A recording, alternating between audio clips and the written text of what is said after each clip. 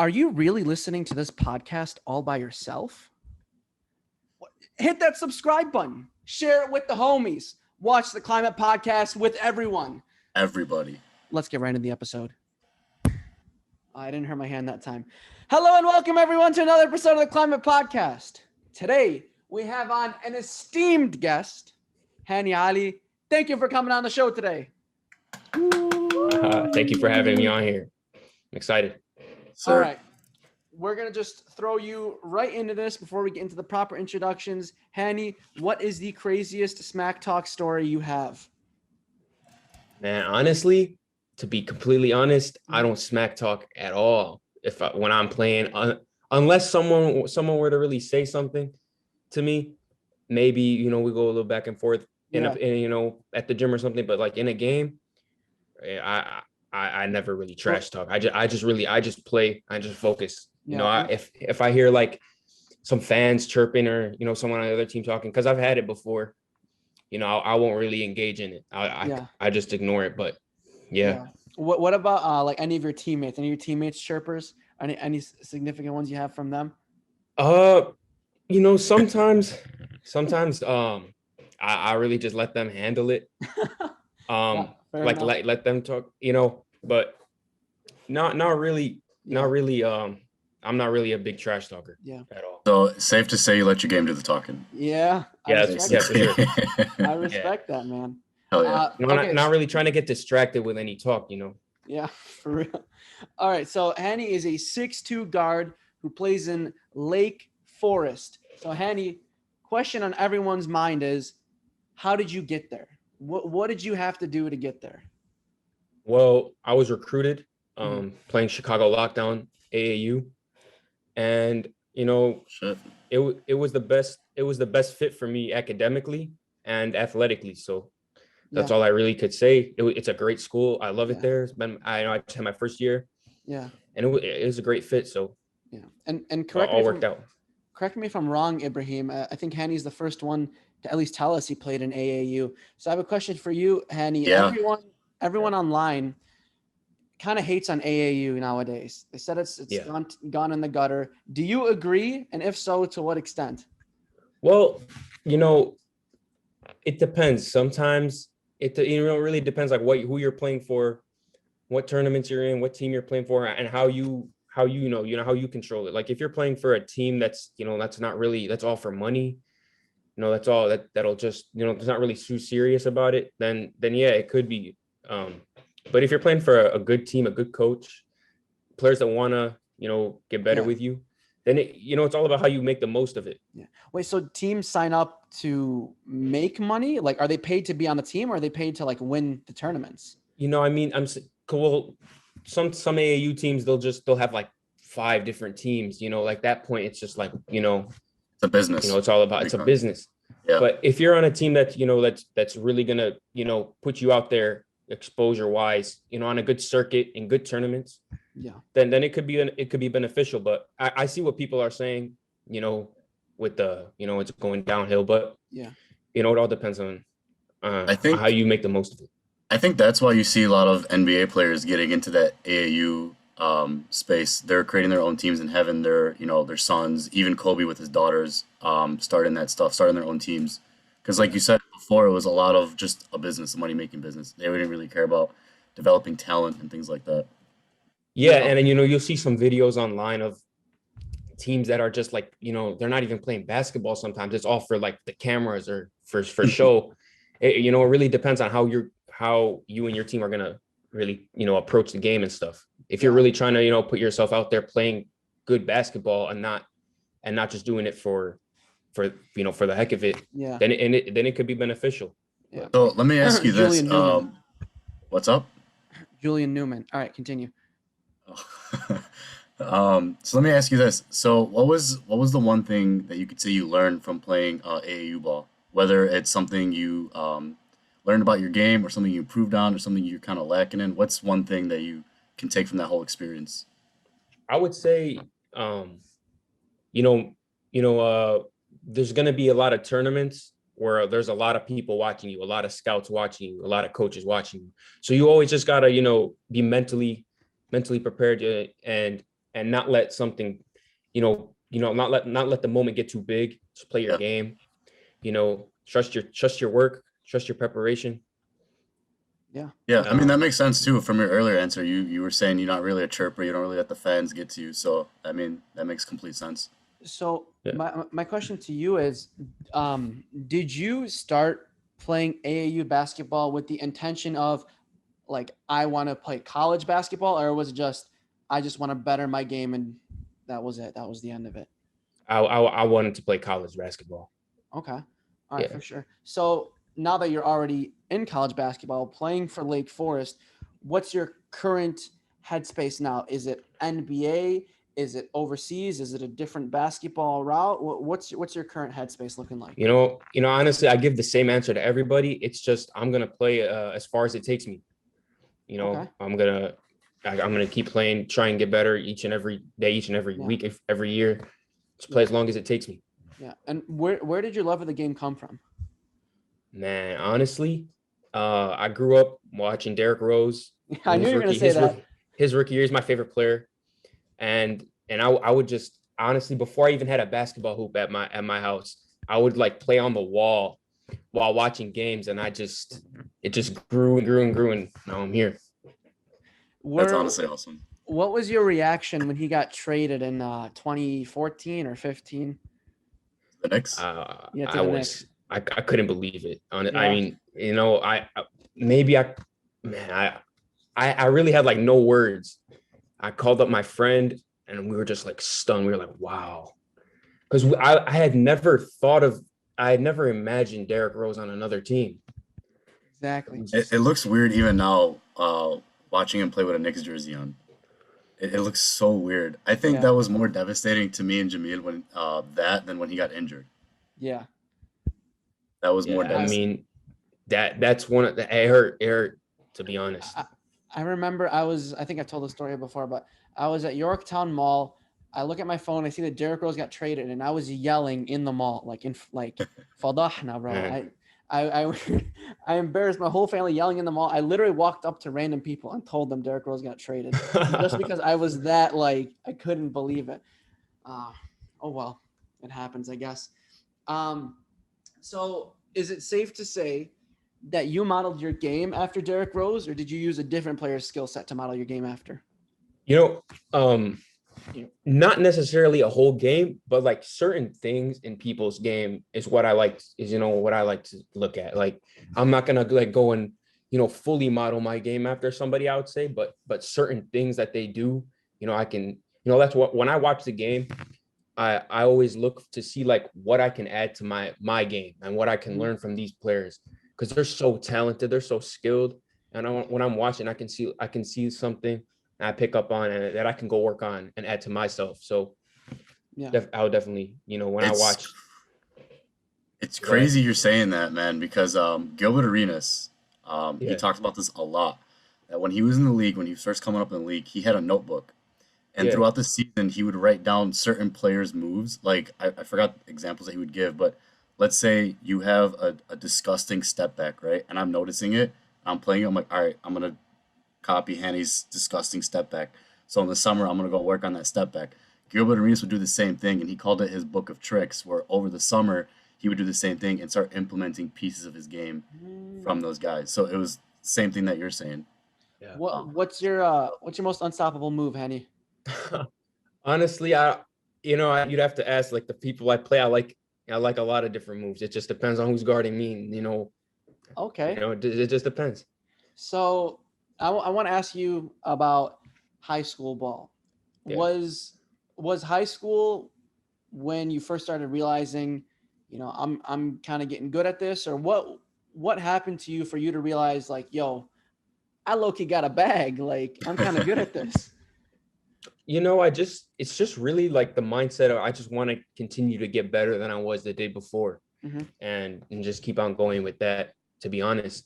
But because high school, you're closer to college than you are in middle school. So as you're getting older and you just start to realize that, oh yeah, I'm good, and then just keep the mentality that I want to continue to get better each time I step on the court, each time I go and work out, and just keep it going. Yeah. Consistency. I have that mindset whenever I cross over Ibrahim on the court. Anyway, Get the fuck out of here.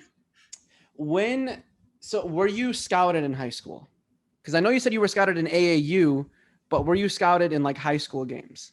Well, I was in high school when I played AAU. Oh, you mean like my Like my for- Sandberg games? Yeah. Yeah. Honestly, AAU has had more exposure than we did, but yeah. Okay. Is there, because I've been hearing things about not just like Sandberg, just public schools in general. Is there a certain politics that come in when it comes to making the team? I probably couldn't tell you Okay. because Yeah, I guess, yeah, that's. We're That's throwing not the really man. sure. We can't ask the man to throw his school under the bus right now. No, I'm not really sure. Yeah. I don't really know what It's- goes into selecting the team. I just play. That makes sense. So for high school, what position did you play, and did that like change over the years? I've always been a guard, a wing. You play the two guard? Yeah, I play the two, Okay. the wing, so a 2 or a 3. Yeah. Mainly a 2, but Yeah. yeah, I'm a perimeter player. You know, nowadays, basketball's positionless. Yeah. You can see it in the league. So, but a perimeter player. I'm a wing. Did your responsibilities and did your kind of I know you said you still play the 2 or 3 in high school and in college, but did your responsibilities and your role per se change from high school to college? Well, what can you clarify that question? So you played in high school, right? I'm assuming you were one of the guys, right? You were like one of the top dogs. You were the go-to scorer and things like that. Did that change when you went to college? And Well- if so, Oh, I'll finish that. sorry. And when you went to college, did that change? And if so, how did that did it take time to readjust that change in responsibility or role? Well, I was the same. I'm still the same position that I played, and we only had an 8-game season due to COVID and everything, so it wasn't a full season. Oh, that's right. Hey. So yeah, I forgot but about that. I'm still the same position. Okay. Okay. Okay. For like when I forgot about that. That's been a whole year already. yeah, dude, Holy that's shit. insane. For when you were going up against teams in high school, obviously you guys have a good idea of who you're going up against. When it comes to scouting reports, at least at the high school level, how does that work? Is it your coach coming up to you and saying, this is how this player is, or did you already have an idea of how the players played that you were going to be going up against? Well, if we've seen them as a team before, we'll have an idea. But during the week, our coaches will get us prepared on how we want to guard and how we want to play against the team each week. So, Mhm. we're kind of Okay, that makes sense. And how how good was Sandberg in general? Because I don't follow much like high school basketball anyway. But were you guys like really good team, or like how did you guys rank up in the state? Yeah, we had a lot of guys play college basketball, so we had a Really? talented team for sure. Yeah, Do you know Zach Cusper? yeah, Zach's my boy. Okay, yeah, we had him on the pod Yeah. a couple he was one of the first Oh, guests, back- right, Jameer? Yeah, he was a couple months ago, I think. Yeah, he was one of the first guests. So you guys played on the team together? Yep. Yeah, Yeah, we Zach's a played dog, Sandberg man. all I 4 remember years. Yeah, I remember when he first started playing with us freshman year versus now. There's a huge difference in how he plays. He's like a lot stronger, a lot faster, a lot more consistent. He's a dog, man. I haven't played with Zach since last summer, so I'm looking forward to seeing him. Yeah. Yeah, he's a dog, bro. He got a lot better. I remember all over quarantine, he just was hitting me up. Yo, I'm in the gym, this and that. He put in the work. One thing Zach does and I like this a lot that he does this too. I think it's like the coolest thing ever. When he talks about how like all the games he's played and all the people he's went up against, he name drops a lot about the people he's played against. And I think that's the coolest thing ever. Like people that we see on TV or that are in college right now, maybe about to be NBA bound. Who are some of the greatest players that maybe you've played against that maybe we might know? Talking like college. Yeah, College college or maybe good college prospects or anybody of that sort. Jalen Johnson, who just declared for the draft. Really? Oh wow. Yeah. What is there something about him that you think is like, yeah, I get it. I see why he's a top prospect, or you think he's just like all the other. His size and athleticism. Okay. Super long, could jump out the gym. Yeah. Like 6'8" or something like that, 6'6", you know. Yeah. Yeah, that team was nice. So let me ask you this. So you're 6'2", right? Yeah, 6'2". At what point did you hit your growth spurt? Because I'm assuming you weren't 6'2" all throughout unless I'm wrong. But did you hit a growth spurt at a certain point and you were like, yo, I'm ready to go? I was really always short until about, I'm still, you know, compared to a lot of other guys, not the tallest, but I'd say like between freshman and junior year. Okay. Grew from like 5'10" to like 6'1", 6'2". At what point did you realize you're like, holy shit, like I'm tall, like yo. Like, I know it happened gradually, but there's got to be a point where you're just like, damn, I'm kind of tall. Like, did someone point it out, or is it? You know, not when I look at my 6'10" teammate. You know, I definitely don't think that. Because you know, 6'2" compared to like these guys, 6'8", 6'10" is like, it's not tall, but when you have like a casual person outside, like, oh, you're tall. I'm like, thank wait you. till you see my teammate. Compared to my teammate, Wait, you should see my 6'10" teammate, bro. What was I gonna say? So you mentioned in the beginning of the podcast that sometimes the opposing team might be chirping at you, sometimes the fans might be chirping at you. Obviously, the first time that happens, it might catch you off guard. So, like, how did you grow accustomed to hearing the chirping and just ignoring it and letting your game do the talking? Because that would distract me, bro. What the hell? Why are you talking to me from the stands, bro? That's what I would say. Same. Honestly, I'm gonna go back to that first question. Yeah. 2018, when I was in Palestine, gym was packed. Packed to like I'm talking like packed, sold out. Yeah. Biggest game in the country. Basically, because we were playing a team that was supposedly like the #1 team in their area. Yeah. So we get there and it's full. It's packed stadium. It's going crazy. It's about like the third, fourth quarter, and it's a close game. We're playing a solid team. You know, they got a good team. Yeah. And the fans keep cheering, keep screaming my name, keep screaming my number, my name. I'm like, I look back at them. I'm like, what? Come down. I hit a 3. Yeah. Go back on defense. Couple possessions later, they're still. It's like a dead ball situation. They're screaming my name. I hit another 3, and then same thing happened. We come back down. They're screaming. They keep screaming my name. Like they were doing this for like a steady like 10 minutes. I'd say 10 minutes. Not of game, but like of like. Yeah. Probably like 5-10 minutes. Yeah.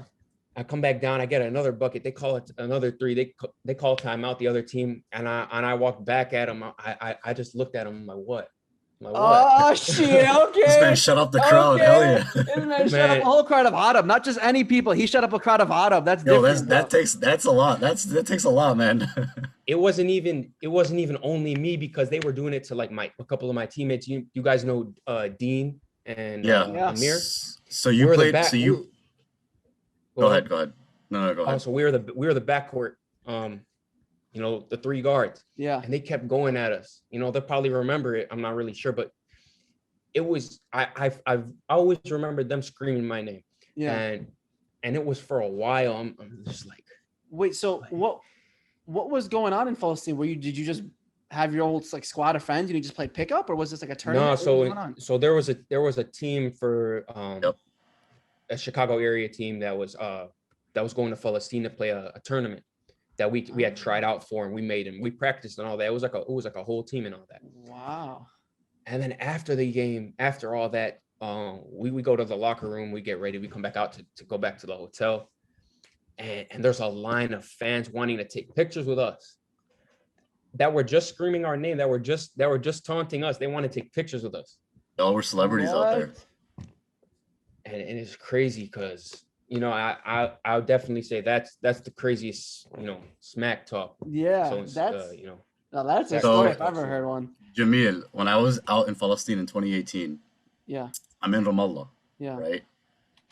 I'm walking through the streets of Ramallah, and I see this kid dribbling a soccer ball, but he's dribbling it like a basketball, right? He's crossing it over, and there's a bunch of little kids around him. Yeah. What the hell is this kid doing thinking he can hoop? And he's putting on like some nice dribble packet. I'm like, look, I was like, bro, I think I know this kid. I look over, it's Amir Jabir. I'm like, the hell is Amir Jabir doing in Palestine, bro? I go That's up my to him, I boy. salam alayh, this and that.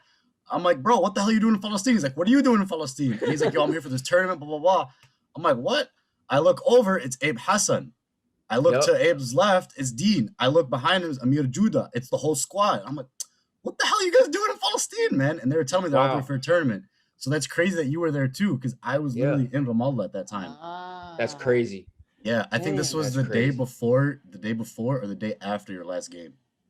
Okay. And they were telling me how you guys met the like the president or Mash'arafesh, some government Yep. official of Pali. Yeah. And you guys were staying in a nice ass hotel and shit, and you guys were like celebrities out there. That, So that's that was crazy a that you were there. That was a trip. That was a trip of a lifetime. That was so fun. That Man. Yeah. So Yeah. this begs the question. I've asked this to a lot of our other guests. What is the difference between playing Arab and playing non-Arab?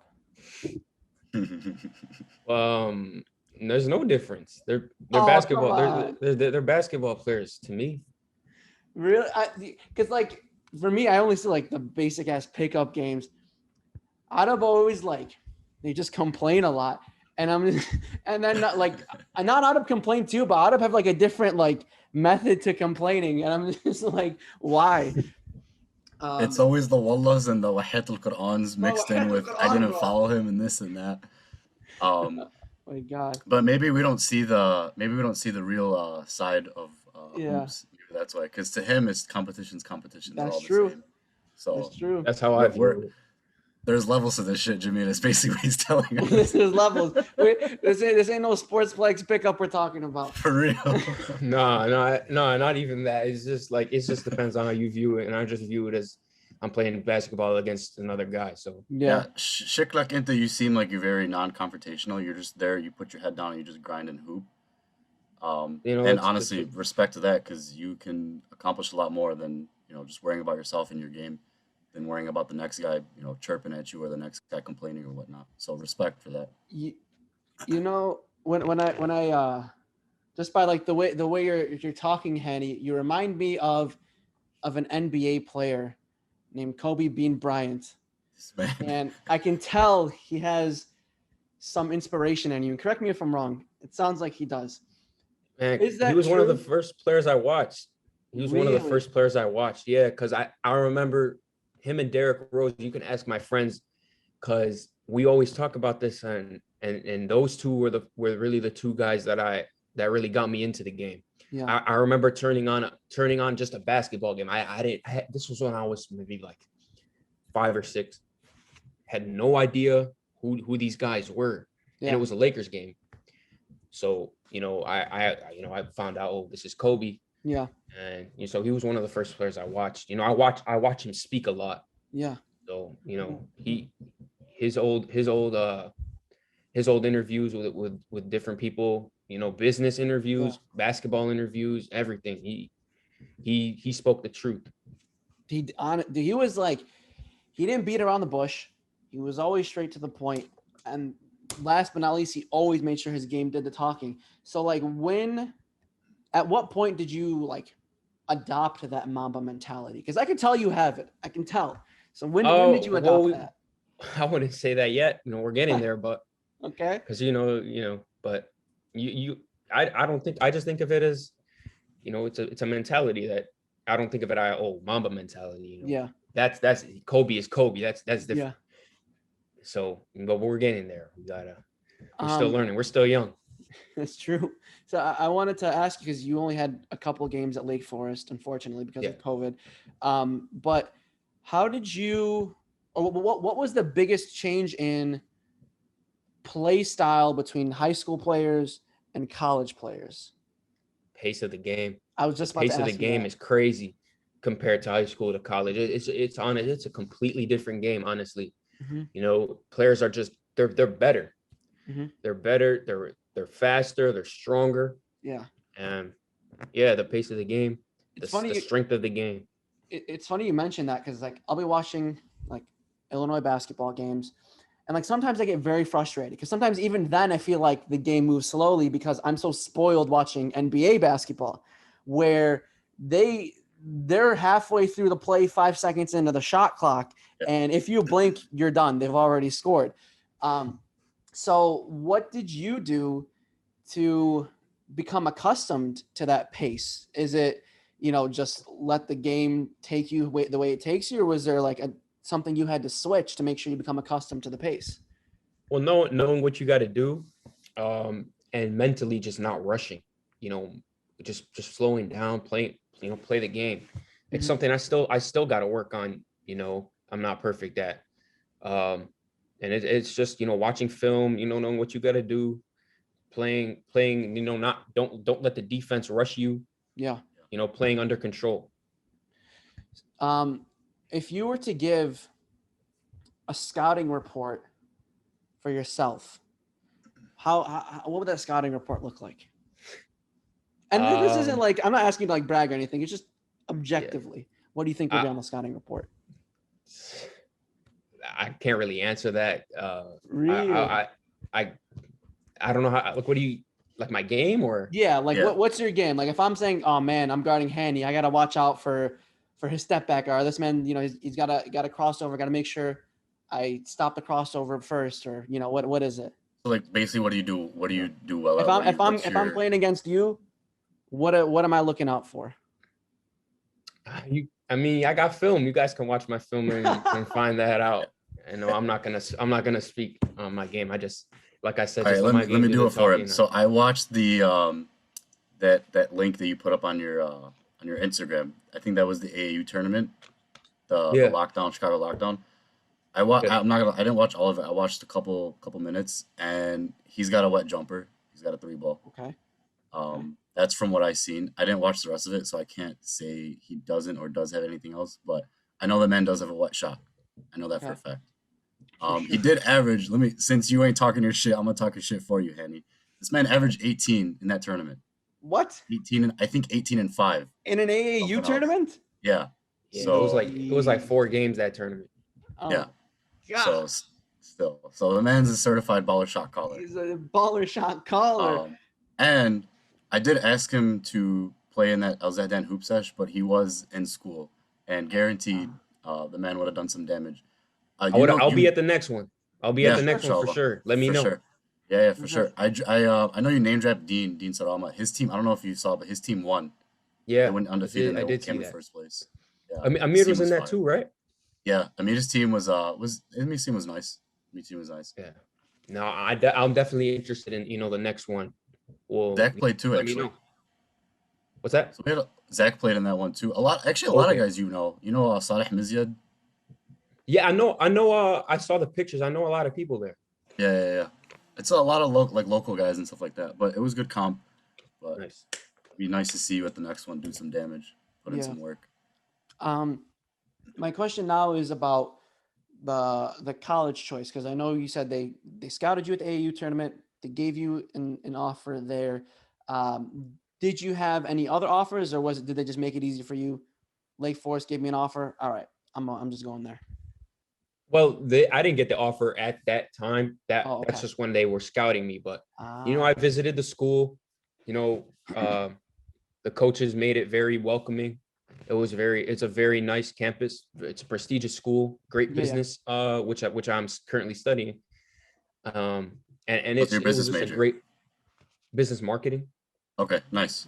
Yeah. Nice. And so, they have a great business school. It's a very welcoming school. It's very diverse, which was a big factor. And it was all just a very good fit academically, athletically, which is what I wanted.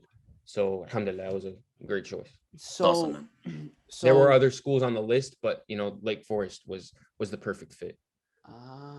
Okay. That makes sense. Oh yeah. So you mentioned, obviously you said you're a business major. I can tell you're also about the basketball grind as well. So how do you balance the basketball grind and the school grind? Because now you're at the highest level of a basketball grind and school grind. How do you do it? Time management. You gotta have a schedule, and you gotta stick to it. You can't waste any time, which is procrastination. If you're a procrastinator, you're gonna have to be disciplined. And manage your time wisely throughout the week, each week. You know, Yeah. make sure you're getting your schoolwork in, make sure you're getting your lift in, your basketball work in, going to practice, eating, all Yeah. that. It's a disciplinary you know, you got to be disciplined, and it's Yeah. a commitment. So how did That's your the death of every college student is procrastinating, man. yeah, Yeah. that's true. That's true. How did your training regimen change when you were locked on? Because I assume they canceled your season or the rest of the games. So what did you do to practice and up your game? So we were at home from I was at home from March, which was when, you know, the pandemic really started, Yeah. until January, because we were remote the first semester. Mm, Um, so we were online. So our conference schedule got our conference season got canceled, yeah. you know, canceled, suspended. Yeah. So I came into school mid-January. So I was really just working out at home and at Lifetime, Yeah. you know, getting my work in every day. When the gyms open, I would go to the gym, but when I was at home, I would just do everything at home. That's when everything was, you know, locked down. Mm, But when okay. we got to school, it was mid-January. Okay. That makes sense. Um, Now, Ibrahim wrote down something about a Chicago summer lockdown tournament that you went Yeah, to. that's the thing I was That's the talking one we were about. talking. Yeah. Ah, He averaged okay. 18. Okay. Yes. That makes sense. Um, how was that competition like compared to what you're usually used to? Like, what's different about that competition? Well, it was just a regular AAU tournament. Yeah. It was So, just it was a summer tournament. yeah. With college scouts there, so it was a good tournament. Yeah. Was this Uh, in it was, 2020 or 2019? this was 2019, I believe, because I was still a senior. Yeah. Mm. Okay. So is it because obviously everyone knows there's scouts there? Does it, or do you notice more of a selfish style of basketball as opposed to a regular, school season, or is it just the same as it always is? You know, it can be, um, but you know, coaches don't want to see that. Yeah, So you gotta have to know, you gotta play disciplined basketball, team basketball. Because if it's obvious if you're just trying to play for yourself and get your own buckets, and you know, it's obvious to a coach, I which mean, is what also I've learned. too You know, is, I mean, that makes sense too, because if any smart basketball player is gonna know, if there's a scout there, they don't want to see the scouts don't want to see you playing selfish. Like they can tell right away if this guy's taking all the shots, right, but if you're a team player, it'll show. yeah, So right, that makes complete sense. Like any knowledgeable hooper would know that. yeah. right. So That makes since sense. since you knew there was going to be scouts there, did you be like, did you tell yourself, okay, I shouldn't include this stuff in my game anymore because that might not look appealing? Or were you just like, nah, I'm gonna be the same Hani I always am. غصب عنهم, I'm gonna be the player I always am. Yeah, I'm just gonna do me and just play my game. You know, not force anything. Try not to, you know, do too much, and just play Yeah. my game. You Do know, you play within the, you know, let the game come to you. do you And it worked consider out. You ended yourself? up, going to D3. Yeah, It worked out. definitely worked out. Yeah. What was I gonna say? Do you consider yourself more of a pass first guard or a shoot first guard? And I'm asking that like for a specific reason. I'll talk about it later. But what do you consider yourself? Um, yeah, no, you know, scoring guard. Yeah. Do you think that the reason guards have sort of transitioned to mainly scoring as opposed to mainly distributing has a lot to do with like Steph Curry and a lot of the modern day shooters, or where do you think that influence came from? You know, Steph definitely changed the game in regards to the three ball, because now everyone can shoot. Yeah. Bigs can shoot. But I think it just, you know, players are just, you know, they've gotten so much better. There's so much skill, and you know, I think that's just where it came from. Yeah, There's a lot of great players out there. that's interesting that you mentioned that because I've asked this like a couple months ago, so I want to see what your take on this. Somebody online, his name is Jimmy High Roller. I don't know if you've ever watched any of his videos. Yes, sir. He made a video saying that offensively, it just keeps skyrocketing. People just keep getting better and better and better. Whereas defensively, it's almost hitting a plateau. So now we're having this huge disparity between offense and defense, which is why we're having such high scoring games. Do you agree with that take? 100%. You know, I'd say players, people will say, oh, the NBA, they don't play defense. No, honestly, it's just the offensive talent is so good that it just looks like they don't play defense. Yeah. Where you know, some, okay, obviously, you know, you're gonna have some players that are not as good as others, or as, you know, a little lazier, but no, the offensive talent is just so good now, and it's only getting better to where, like, it looks like they're not playing defense. It looks like, oh, they just cooked him this many times. But really, it's the offensive talent that's gotten so much better, like you've said, where it makes the defense look silly sometimes. It's interesting you're saying that, because when Jameed first brought this question up, I was saying the exact opposite. I was saying, no, I think defense will get better eventually. But now that I see it, I see guys like Dame and Steph and Trey and even Luka pulling up from basically half court. And it's like, you can't do anything but double team. But once you double team, like, you got the next guy open. So it's just like, to your guys' point exactly, like, offense is just insane now, where we're just seeing stuff that, you know, OG players would never think they would ever see happen in the NBA. Yeah, like the fact that you got to guard some of these guys, like, right when they cross the half court line is crazy. Yeah, it's crazy. I was watching Portland and Denver, the series, and yeah, I was watching it and I was like, bro, they're literally doubling Dame as soon as he crosses half court. Like, you've never seen that before. Yeah. In the past, like, 4 or 5 years. Like, now you're was seeing that the it, like, game he hit, like, oh, go finish? My bad. Yeah, that's the game he went off. Exactly. Wow. And they were still doubling him. Like, I'm just, dude, what is going on? This is like, there's no way the defense is that bad, right? Maybe when Kobe dropped 81 on that shitty Raptors team was an excuse.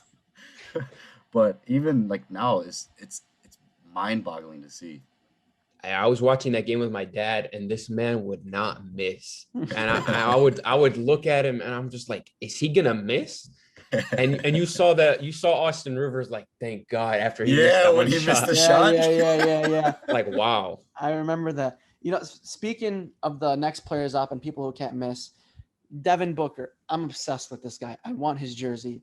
He plays. I watched him, and he plays exactly like Kobe. Like, it's almost identical. His mentality, his dribbling, the way he pulls up with such confidence. He doesn't care who's in front of him, and he still makes it. Booker is very tough. So I wanted to ask you of a start bench cut that everyone has completely different opinions on, from online to my friends to everyone. Start bench cut: Booker, Donovan Mitchell, Jason Tatum. Okay. So in my opinion, Jason Tatum's the best player out of those three. Really? In my opinion. Why do you say that? Him. What is it about his game? I just love his game. I love Jason Tatum's game. I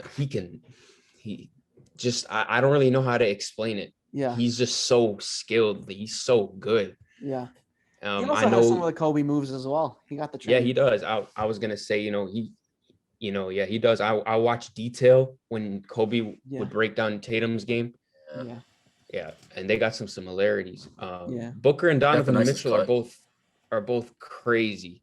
Yeah. You can't go wrong with either of them. You know, I don't know. Donovan Mitchell just had the Jazz haven't lost with Mitchell in the lineup.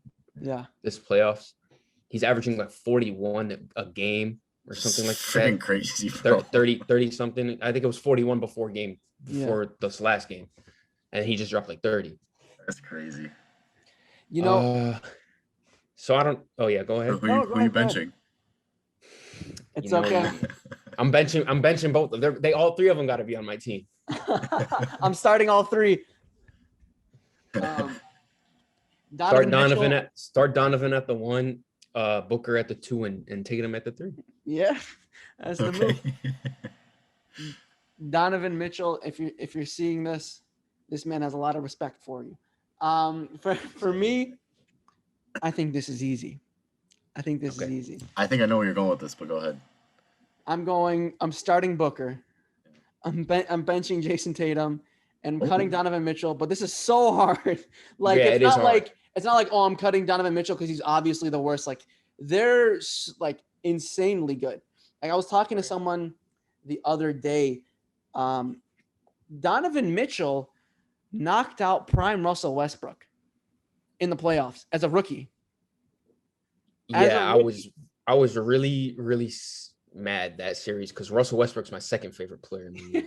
Oh, okay. Yeah. And I was mad after that series and after the Portland series when Dame hit that step back on PG. I was just like, oh my God, why?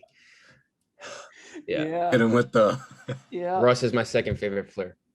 Man, Russ does not get enough respect, man. Not at all. There's so many people I talk to, and all they say is, "Oh, he's a stat padder, this and that." I'm like, bro, if Westbrook was a stat padder, why can't someone else do the same thing? Exactly. Right? That's just every time someone says that, I'll say 75% of the league, if they wanted to go stat pad, they couldn't put up the numbers he does. Yeah. They couldn't do it. And even if, like, let's say this, okay, let's say people did start stat padding. Why hasn't the record been broken until now? Right. Like, everyone was like, the record's never gonna be broken. Yeah. Oscar Robertson's too good at it. Now, man's definitely gonna shatter that record because he still has, years left. He normalized the triple double. Like everyone just takes it for granted, and I think like years after he retires, people are gonna look back on it and be like, wow, and they take his game for granted. I think. And I think even if you want to go ahead and say that he stat pads, whatever, even if you do say that he stat pads, he wins like what 70 or 80% of the games that he gets a triple double. Even if he is stat padding, who cares? He's winning. Let him. It results in a win. Yeah, that was a dub. And a lot of his teammates always speak highly of him. A lot of his former teammates always speak highly of him. Yeah. So my question now is, who is more disrespected out of these three? Okay. Russell Westbrook, Damian Lillard, or Devin Booker? Russell Westbrook for sure. Out of those three? In my opinion, he's the most disrespected player in the league. Okay. Yeah. Fair enough. Okay, I think that should be good for today's episode.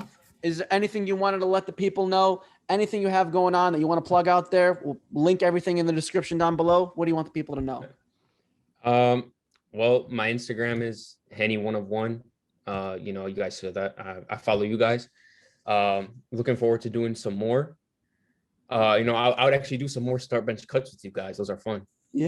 Yeah, for sure. We're definitely gonna have a lot more next. We're definitely gonna, inshallah, we're gonna have you on another time. We wanted to make this episode mostly about you. Next time we have you on, it's gonna be all current NBA topics to talk about. Sounds good. Yeah, I'm in there. To all the NBA scouts that are watching this right now, Hani Ali's the next one up, bro. Do not sleep on this man. All right, he is the next one up. Real quick. To your point exactly. I have this man on IG, right? Yeah. The only things this man posts are two things: him working out in the gym, lifting in the gym, getting buckets, or like pro Palestine stuff. So this man is all about the people. Exactly. Free Palestine. This man is all about the people and all about his work and nothing else. And if you haven't learned one thing about this podcast, know this: the man is very non-confrontational, very easygoing. So, and like Jimmy said, we're gonna drop all the links down in the bio. Yes, go follow the man. Go scout him. Go to the Lake Forest games. Thank you, everyone, for listening to the Climate Podcast. Good night.